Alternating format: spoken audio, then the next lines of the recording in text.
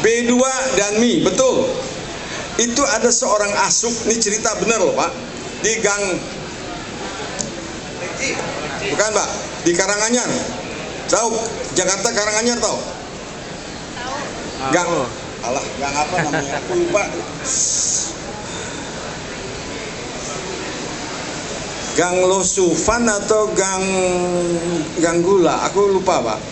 Pendeknya tuh di Taman Sari, sebelah ke kanan sedikit antara Karanganyar dan Mangga Besar lah, kira-kira gitu. Itu ada seorang asuk tukang mie, ya, yang punya anak namanya si Aheng. Ingat Aheng kan masih ada saya kira ya. Dia yang mikirkan untuk mengubah menu daripada bakmi yang kita kenal mie ayam sekarang. Dia mikir orang Indonesia bukan pemakan daging utamanya, apalagi B2, Pak, betul ya? Pasti enggak. Orang Indonesia pemakan daging ayam, betul. Maka dia mikir, dia lakukan gini Pak, dia piara atau dia beli dulu ayam perempuan, ayam darah, artinya ayam yang belum bertelur, ayam perempuan, itu dia piara dulu.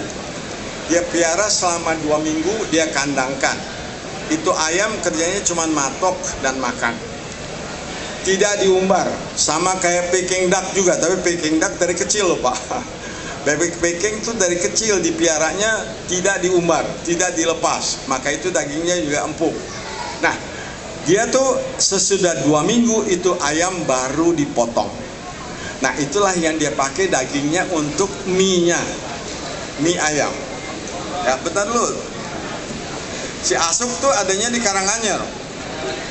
Bakmi GM, saya nggak tahu, kalau mungkin sekarang masih kenal. Itu Jalan Gajah Mada, ada yang di simpangnya ada namanya Gang Madat. Saya nggak tahu sekarang namanya apa. Di ujung itu yang jadi encek dan encimnya, ya si Koko punya mertua, itu masih di situ Bang. Sebetulnya itu bakmi, dia tuh sudah mau kolaps menurut saya pada waktu itu. Persis di ujung Gajah Mada dan Gang Madat.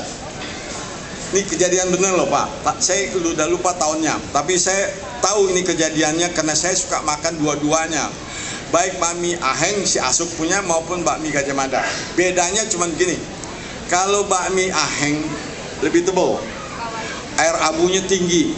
Saya doyan, saya makan. Tetapi kalau saya makan pagi, siangnya pasti saya udah ke belakang, ngoncor.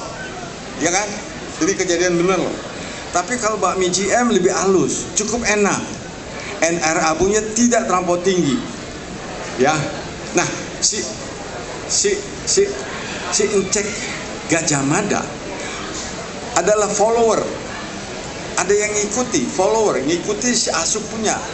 Pakai mie ayam, pakai ayam juga, bukan pakai B2 lagi Pak. No. Itu yang jadi sebetulnya kalau kita lihat lucu.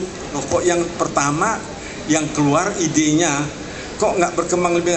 Aheng tuh tahu ya, masih ada kan bakmi Aheng, saya kira masih ada.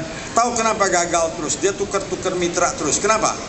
Karena mie Aheng itu, Aheng kalau udah rame, bawahannya dia ngomelin terus-menerus. Orang yang makan di situ ya nggak enak dong, ribut terus. Maka itu Aheng tuh pindah-pindah, ganti-ganti mulu mitranya. Betul apa nggak? Saya kira masih ada sekarang Aheng, mestinya ada. Di mana sekarang yang terakhir? Saya nggak tahu. Bakmi Aheng masih ada mesti. Hah? Gang Mangga, persis. Saya kira betul. Dulu adanya di Gang Tuahong nomor satunya. Tahu ya Gang Tuahong sekarang dari Jalan Mangga Besar. Jadi saya tuh memang tahu di situ kenapa. Ini saya cerita lah. Karena saya sering main bola dulunya di lapangan Taman Sari. Saya main bolanya. Waktu saya masih mahasiswa tuh, bukan mahasiswa, masih SMA.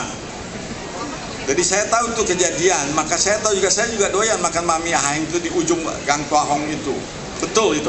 Ini kejadian yang benar. Bakmi GM sampai sekarang tidak mau di franchise. Tetapi kita tahu bahwa sebetulnya bakmi GM itu bisa di franchise. Kenapa? Sampai sekarang pun kita lihat orang masih ngantri. Betul apa enggak? Dia masih mengembangkan usahanya. Betul apa enggak? Jadi itulah yang saya mau. Saya mengharapkan dari bapak-bapak, ibu-ibu, sebagai startup itu jangan mau kalah. Ya, jangan mau kalah.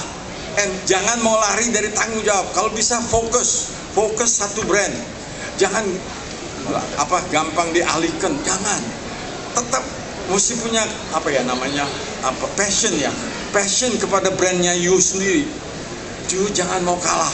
You jangan mau lepas dari tanggung jawab. Jangan.